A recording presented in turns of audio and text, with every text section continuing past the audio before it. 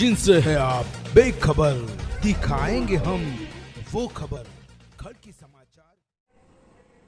अभी हुए press conference में औरंगाबाद के खासदार इम्तियाज जलील इन्होंने ये बताया कि औरंगाबाद में जो कोरोना महामारी चल रही है उससे हम बच सकते थे। औरंगाबाद में जो ऑक्सीजन, वेंटिलेटर और बेड्स की जो कमी है हम उसकी भरपाई कर सकते थे। आरोग्य विभाग, जिला परिषद आरोग्य विभाग, घाटी के सुपर स्पेशलिस्ट आरोग्य विभाग, कैंसर विभाग में 2083 डॉक्टर्स की जगह खाली है। अगर प्रशासन इसे वक्त चलते भर देता तो आज कोरोना महामारी में जो हम घाटी हॉस्पिटल में आज हमें घाटी हॉस्पिटल में एक वीडियो देखने को मिल रहा है कि एक बेड पे कोरोना के 3 पेशेंट्स ऑक्सीजन लगाकर बैठे हैं।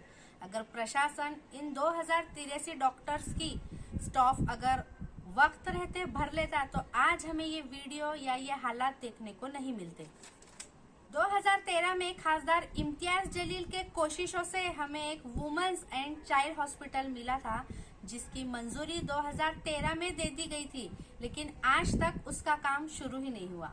आरोग्य जागृति इस प्रोजेक्ट पर 1 साल से काम कर रही है। इतना ही नहीं, आरोग्य जागृति की टीम ने आरोग्य मंत्री राजेश टोपे से भी इस सिलसिले में बात की थी, क्योंकि ये सवाल ना आपका है ना हमारा है, पूरी जनता का है। गरीब लोगों को इस हॉस्पिटल्स का बहुत फायदा होगा। इन्हीं सब हालात को मद्देनजर रखते हुए औरंगाबाद के खासदार इम्तियाज जलील इन्होंने 31 मार्च को दोपहर 3 बजे, अब देखना यह है कि प्रशासन खासदार इम्तियाज जलील के इस मोर्चे को परमिशन देती है या नहीं। कैमरामैन सैयद माजिद के साथ मैं नेहा खान, खड़की समाचार, औरंगाबाद। औरंगाबाद के जितने भी डॉक्टर्स सरकारी अस्पतालों के अंदर काम कर रहे हैं या प्राइवेट हॉस्पिटल्स के अंदर काम कर रहे हैं, हम उनका तहे दिल से शुक्रिया अदा करते हैं कि ऐसे सिचुएशन के अंदर भी वो लोग काम कर रहे हैं। तो औरंगाबाद की पूरी जनता इन लोगों को सलाम करती है, उनको सैल्यूट करती है कि इतने डिफिकल्ट सिचुएशन के अंदर भी ये लोग काम कर रहे हैं। ये सही बात है कि कोरोना अभी पूरी तरह से गया नहीं है और कब जाएगा इसकी कोई गारंटी नहीं है। 1 साल पहले से ये मामला चले आ रहा है और 1 साल के अंदर क्या क्या हुआ क्या नहीं हुआ आप अच्छी तरह से जानते हैं। औरंगाबाद ही नहीं, देश भर की जनता ने जैसा लोगों से कहा उसका पालन किया गया और उसी का नतीजा है कि आज बहुत हद तक इसके अंदर कंट्रोल होने में कामयाबी मिली है। अब औरंगाबाद के अंदर केसेस बढ़ रहे हैं, ये भी सही बात है। मैं लोगों से यही अपील करना चाहूंगा सबसे पहले कि सारी दुनिया के अंदर इसका इलाज जो बता रहे हैं वो मास्क पहनना है। अगर औरंगाबाद की जनता, औरंगाबाद के कोई लोग अगर मास्क नहीं पहन रहे हैं, बहुत छोटी सी चीज है लेकिन हर एक के लिए फायदेमंद चीज है, तो आप सारी दुनिया के अंदर देख लीजिएगा कि लोग हैं तो अपने मास्क का ये कर रहे हैं।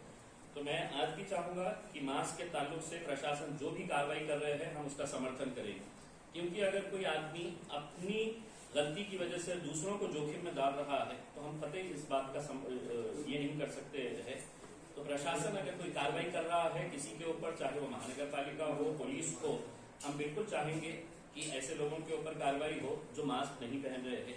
और मास्क का मतलब ये है कि अगर हम अपनी दस्ती से अपना मुंह नहीं ढाक रहे हैं, अपने किसी दुपट्टे से हम अपना मुंह नहीं ढाक रहे हैं, मास्क से अपना मुंह नहीं ढाक रहे हैं, तो कहीं ना कहीं आप दूसरों को खतरे में डाल रहे हैं।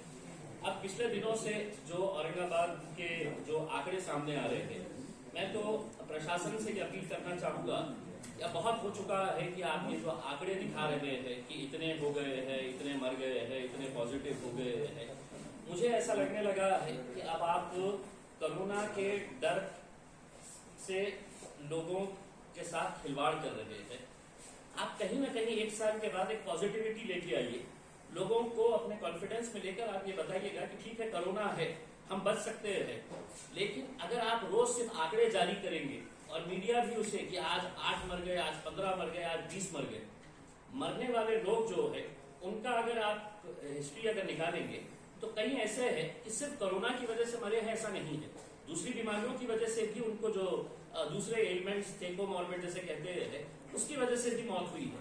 लेकिन ये दावा करना कि जो मर रहा है वो कोरोना से मर रहा है, ये मेरे हिसाब से बहुत गलत है।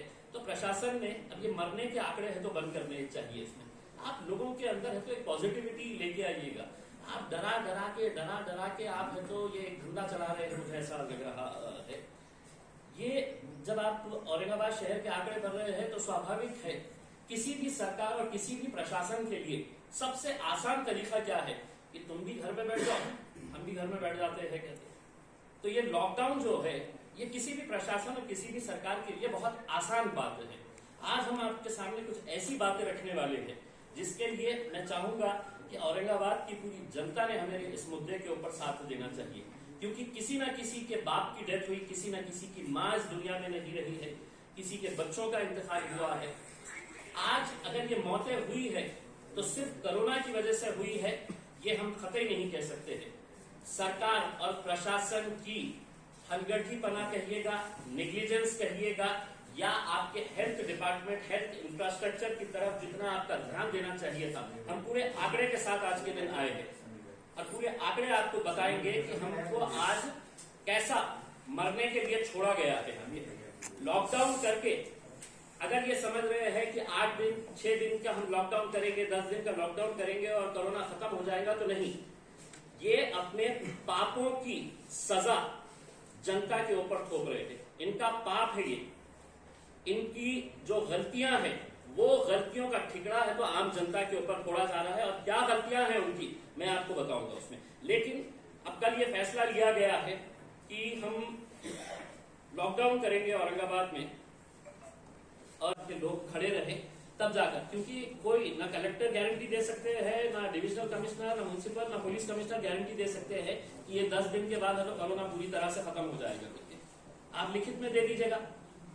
आपको तो मैंने कहा हूं कि साहब ये आप इंडस्ट्री खोले रखेंगे, सुबह 6 बजे से 8 बजे तक ये चालू रहेगा, 8 बजे से 12 बजे तक चालू रहेगा। अगर आपको चेन तोड़नी है तो आप 3 दिन 4 दिन 5 दिन का कंप्लीट लॉकडाउन करिए। कंप्लीट इंडस्ट्री भी बंद रहनी चाहिए, हर चीज बंद रहनी चाहिए। हम देते हैं, आपको सपोर्ट करते हैं।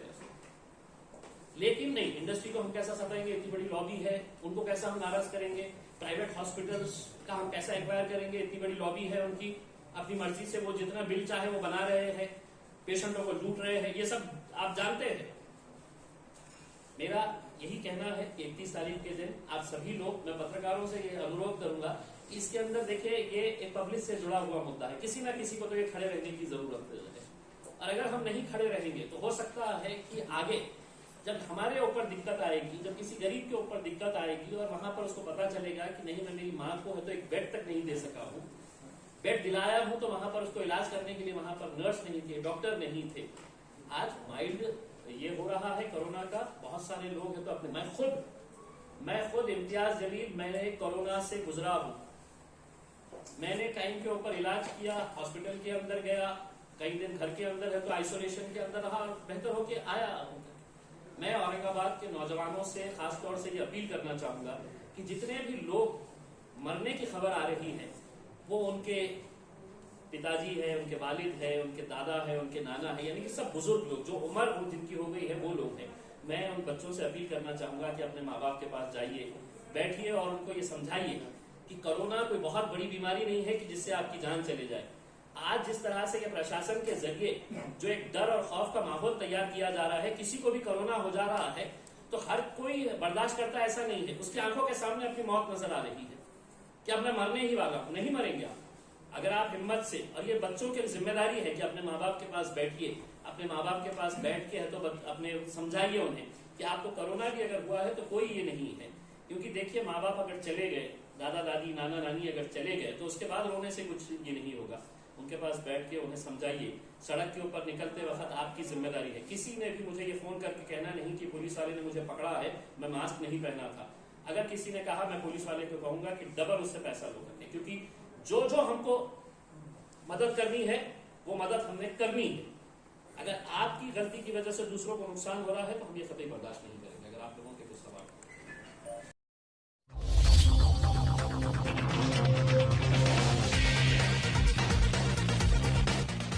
जिनसे है आप बेखबर, दिखाएंगे हम वो खबर।